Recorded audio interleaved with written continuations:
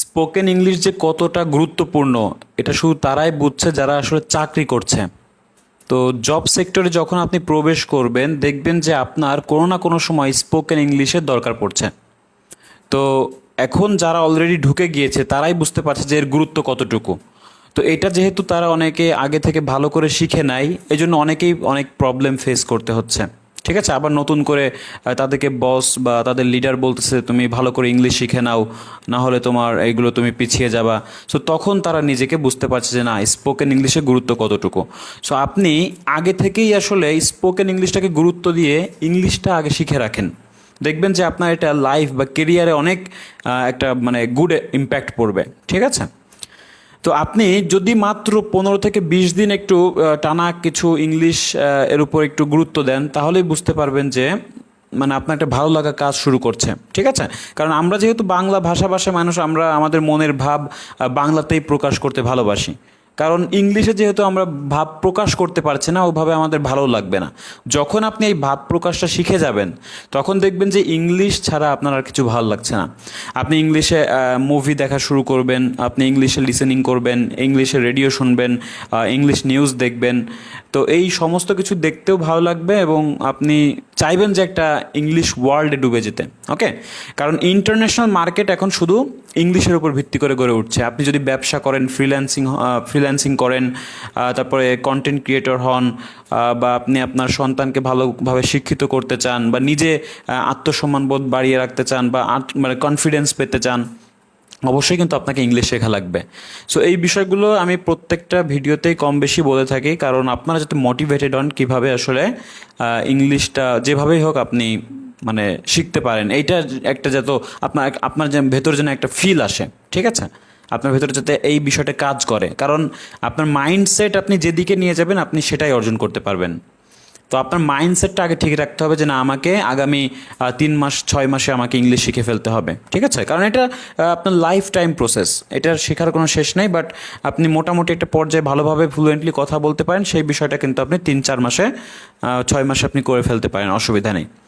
ওকে, তাহলে আমরা আজকে কিছু রুলস দেখব যে কিভাবে আসলে আমরা বাক্যগুলো তৈরি করতে পারি।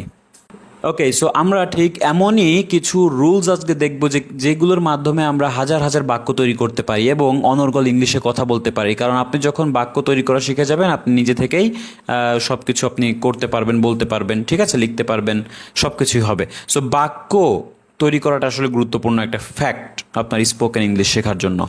তো আর বাক্য মেকিং বা সেন্টেন্স মেকিং যদি আপনি শিখে যান, তাহলে কিন্তু আপনার রাইটিংটাও কিন্তু অনেক দিক থেকে ইমপ্রুভ হয়ে যাবে। আচ্ছা, সব কিছুই আসলে সেন্টেন্স মেকিংয়ের সঙ্গে আপনার কানেক্টেড। ওকে, সো দেখেন, আমরা প্রথমে দেখব যে সম্ভাবনা আছে।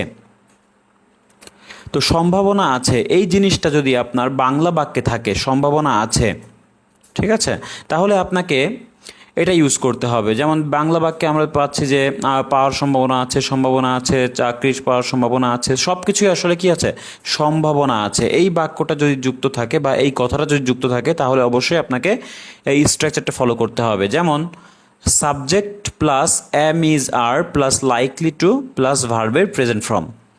তো এখানে দেখেন am is are likely to, am am likely to অথবা ইজ লাইকলি টু অথবা আর লাইকলি টু, এই তিনটার সমান হচ্ছে সম্ভাবনা আছে। তো এই এতটুকু আপনি ঠিক রাখবেন, আর বাকিটুকু সাবজেক্ট আগে বসবে, এরপরে আপনার ভার্ব, তারপরে হচ্ছে অবজেক্ট, এভাবে। তাহলে সাবজেক্ট, তারপর am is are plus likely to, তারপর ভার্বের প্রেজেন্ট ফর্ম, তারপর হচ্ছে আপনার অবজেক্ট। ওই অবজেক্টটা আমরা লিখলাম না, ওটা আপনি মাথায় রাখেন।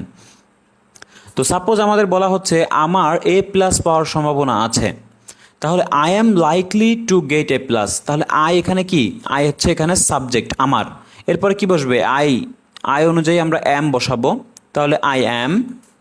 এরপরে কি আছে, পাওয়ার সম্ভাবনা, তো সম্ভাবনা আছে ক্ষেত্রে আমরা কি বসাবো, লাইকলি টু, তাহলে লাইকলি টু। এরপরে পাওয়ার ইংলিশটা কি হবে, পাওয়া হচ্ছে একটা ভার্ব, তো গেট, গেট হচ্ছে প্রেজেন্ট ফর্ম, তাহলে I am likely to gate, কি পাওয়ার সম্ভাবনা আছে, এ প্লাস, তাহলে এ প্লাস। এই দেখেন, তাহলে আমাদের পুরো বাক্যটা কিন্তু তৈরি হয়ে গেল স্ট্রাকচার অনুযায়ী। আমাদের স্ট্রাকচার যা ছিল সেই হিসেবে আমরা করলাম, প্রথমে সাবজেক্ট বসালাম, তো সাবজেক্ট অনুযায়ী এম ইজ আর অথবা তারপরে হচ্ছে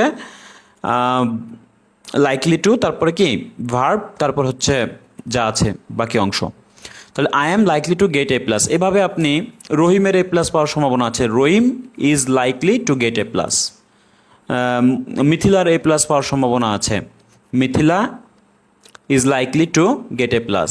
এভাবে বৃষ্টি হওয়ার সম্ভাবনা আছে, it is likely to rain, তাহলে বৃষ্টি হওয়ার সম্ভাবনা আছে। তাহলে কোনো যদি সাবজেক্ট যদি আপনি খুঁজে না পান বা বস্তুবাচক কিছু হয় তাহলে আপনি ইট বসাবেন। তারপরে কি আছে, সাবজেক্ট অনুযায়ী অ্যাম ইজ আর, তাহলে ইজ বসাতে হবে। এরপরে হচ্ছে আপনার লাইকলি টু হচ্ছে আপনার সম্ভাবনা, এই জন্য লাইকলি টু। এরপর হচ্ছে আমরা রেইন বা বৃষ্টি, তাহলে ইট ইজ লাইকলি টু রেইন, বৃষ্টি হওয়ার সম্ভাবনা আছে। আচ্ছা, তোমার ভালো চাকরি পাওয়ার সম্ভাবনা আছে, you are likely to get a good job. A good job মানে ভালো চাকরি, একটি ভালো চাকরি। আচ্ছা, তো এই বিষয়টা আপনারা একটু খেয়াল করবেন। এরপরে দেখেন যে ওয়াজ অথবা ওয়্যার লাইকলি টু মানে সম্ভাবনা ছিল। যদি আপনার বাক্যে এই কথাটা থাকে যে সম্ভাবনা ছিল বোঝায়, তাহলে ওয়াজ অথবা ওয়্যার লাইকলি টু। এর আগে আমরা am is are likely two বলেছিলাম, এখন আমরা কি একই জিনিস, জাস্ট ওয়াজ অথবা ওয়্যার লাইকলি টু, কারণ আমাদের এটা পাস্ট টেন্সে আছে। তাহলে সম্ভাবনা ছিল বোঝাই যাচ্ছে যে এটা পাস্ট টেন্স। তাহলে যত বাক্যে থাকবে সম্ভাবনা ছিল, যত বাক্যে থাকবে আপনি শুধু এই চোখ বন্ধ করে এই স্ট্রাকচারটা ব্যবহার করবেন। সাবজেক্টের পরেই ওয়াজ অথবা ওয়্যার লাইকলি টু, তারপরে হচ্ছে ভার্বের প্রেজেন্ট ফর্ম। তো সাপোজ এরকমই সেম আমরা কিছু দেখি, জাস্ট এখানে আছে এখানে ছিল, যেমন আমার এ প্লাস পাওয়ার সম্ভাবনা ছিল, I was likely to get A plus. বৃষ্টি হওয়ার সম্ভাবনা ছিল, it was likely to rain.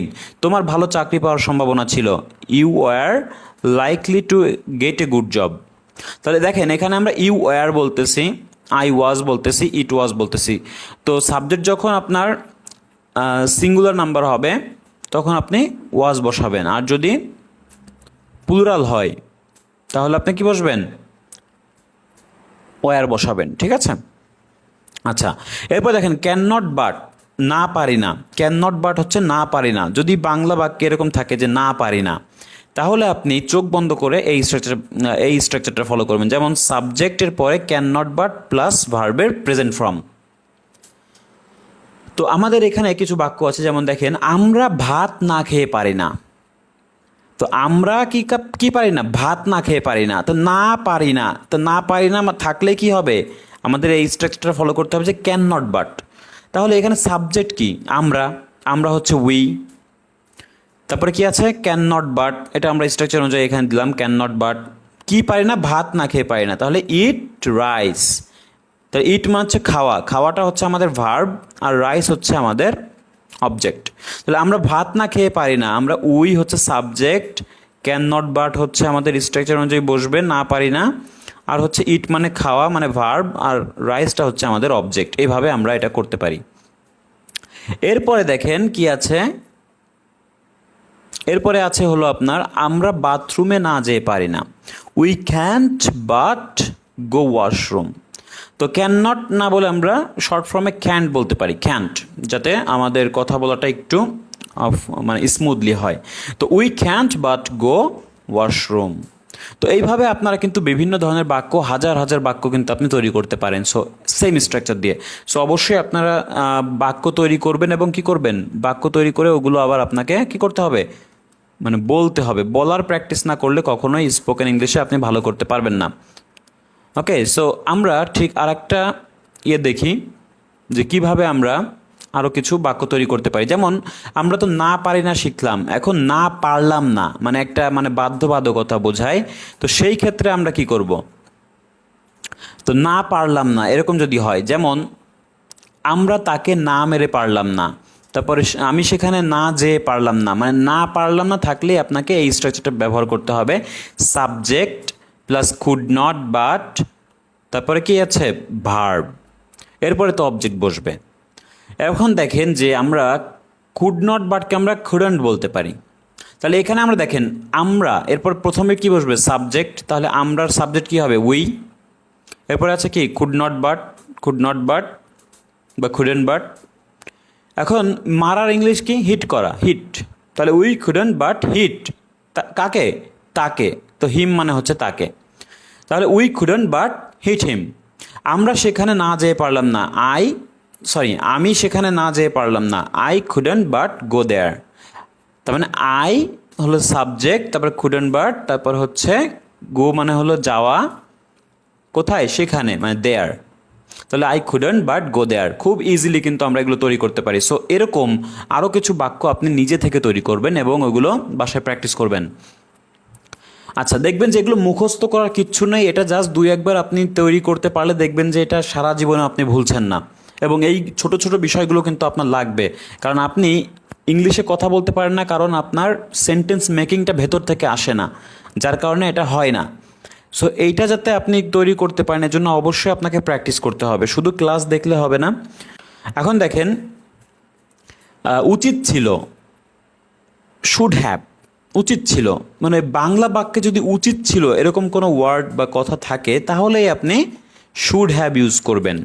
তো কিভাবে? সাবজেক্টের পরে should have plus V three হচ্ছে ভার্বের পাস্ট পার্টিসিপল ফর্ম। ঠিক আছে, ভার্বের 3টা ফর্ম আছে, প্রেজেন্ট, পাস্ট আর পাস্ট পার্টিসিপল ফর্ম। আচ্ছা, তাহলে উচিত ছিল যদি বোঝায় তাহলে আমরা বলবো যে সাবজেক্ট শুড হ্যাভ তারপর ভি3। এখন দেখেন, আমার কথা রাখা উচিত ছিল, I should have kept word, I should have kept word. তো আই হচ্ছে এখানে সাবজেক্ট আমার, শুড হ্যাভ হলো এখানে বসাবো আমরা এভাবে, কিপ মানে হচ্ছে রাখা, কিন্তু কেপ্ট হচ্ছে ভি3। ঠিক আছে, মানে ভার্বের পাস্ট পার্টিসিপল ফর্ম। তাহলে I should have kept word, word মানে হচ্ছে কথা, তার মানে কি কথাটা হয়ে গেল যে আমার কথা রাখা উচিত ছিল, I should have kept word. এখন উচিত ছিল দিয়ে কিন্তু আরও অহরহ অনেক বাক্য আছে যেগুলো আমাদের প্রয়োজনীয় অনেক অংশে লাগে, এজন্য আমি বেশি একটা দেখাচ্ছি না, আপনারা এটা তৈরি করতে পারবেন। যেমন আমার তাকে মারা উচিত ছিল, বা আমার সেটা কেনা উচিত ছিল, আমার মোবাইল কেনা উচিত ছিল, আমার গাড়ি কেনা উচিত ছিল, আমার বাড়ি বানানো উচিত ছিল, আমার টাকা জমানো উচিত ছিল, আমার ডাক্তারের কাছে যাওয়া উচিত ছিল, বা তার ডাক্তার দেখানো উচিত ছিল, তোমার ডাক্তার দেখানো উচিত ছিল। তো বিভিন্ন ধরনের সাবজেক্ট অবজেক্ট চেঞ্জ করে কিন্তু আপনারা বাক্যগুলো তৈরি করতে পারেন। ঠিক আছে, এবং ওগুলো নিজে নিজে ট্রান্সলেট করতে পারেন। মনে রাখবেন যে এই বাক্য তৈরি করতে করতে দেখবেন যে আস্তে আস্তে আরও বড় বড় বাক্য আপনি ট্রান্সলেট করা শিখে যাবেন। আচ্ছা, এরপরে দেখেন যে ঠিক হয় নাই বা উচিত হয় নাই, এর আগে যে উচিত ছিল, এখন জাস্ট আমাদের উচিত হয় নাই যদি বোঝায় শুধু আমাদের নেগেটিভ একটা ফর্ম নিয়ে আসতে হবে যে শুড নট হ্যাভ। তাহলে তোমার ঘুষ খাওয়া ঠিক হয় নাই, you shouldn't have taken bribe, taken কেন হলো ভি3। আচ্ছা, সাবজেক্ট তো ইউ, শুডন্ট হ্যাভ মানে শুড হ্যাভ তো উচিত ছিল, কিন্তু শুডন্ট হ্যাভ মানে উচিত হয় নাই, টেকেন মানে নেওয়া বা খাওয়া, ব্রাইব মানে হচ্ছে ঘুষ, তাহলে you shouldn't have taken bribe, তোমার কথাটি না রাখা উচিত হয় নাই। তাহলে তোমার হচ্ছে সাবজেক্ট ইউ, তারপরে কি আছে, উচিত হয় নাই সেটা বসাতে হবে, তার মানে শুডন্ট হ্যাভ। আর না রাখা মানে হচ্ছে ব্রোকেন, মানে ভেঙে ফেলা বা না রাখা একই কথা। তারপরে কি আছে, কথাটি, দ্য ওয়ার্ড। এখন কথাটি যেহেতু বলেছে এজন্য দা বলতে হবে, দ্য ওয়ার্ড। এর আগে আমরা কথাটি বলিনি, এজন্য শুধু ওয়ার্ড বসিয়েছি, বাট এখানে কথাটি বলছি তো এই জন্য এখানে দা বসবে। তো দা হলো নির্দিষ্ট করে কোনো কিছু বলে দেওয়া হয়। আচ্ছা, তো এই হচ্ছে বিষয়। দেখেন এইগুলো আপনারা প্র্যাকটিস করবেন এবং রেগুলার আপনি ইয়ে করবেন, দেখবেন যে এগুলো মুখস্থ করার কিছু নেই, জাস্ট আপনি 2-1 বার বলতে পারলেই হয়ে যাবে। সো আমি বলবো যে অন্তত আপনারা 5টা মানে কমপক্ষে 5টা করে আপনি নতুন করে বাক্য তৈরি করবেন এবং ওগুলো ট্রান্সলেট করবেন এবং ওগুলো আউট লাউডলি প্র্যাকটিস করবেন, দেখবেন যে হয়ে যাবে। আচ্ছা, তো এই বিষয়টা আপনারা রেগুলার করেন এবং আমার ক্লাসগুলো রেগুলার পেতে অবশ্যই সাবস্ক্রাইব করে রাখবেন। ভালো লাগলে শেয়ার করবেন ফ্রেন্ডসদের সঙ্গে, অবশ্যই কমেন্টস করবেন, কমেন্টস করলে আমি আরও উৎসাহিত হব এবং আপনাদের জন্য আরও আরও নতুন নতুন ক্লাস তৈরি করার সুযোগ পাবো। So thank you so much for join the class today. অন্য কোনো ক্লাসে অন্য কোনো টপিক নিয়ে আলোচনা করা হবে। Thank you so much.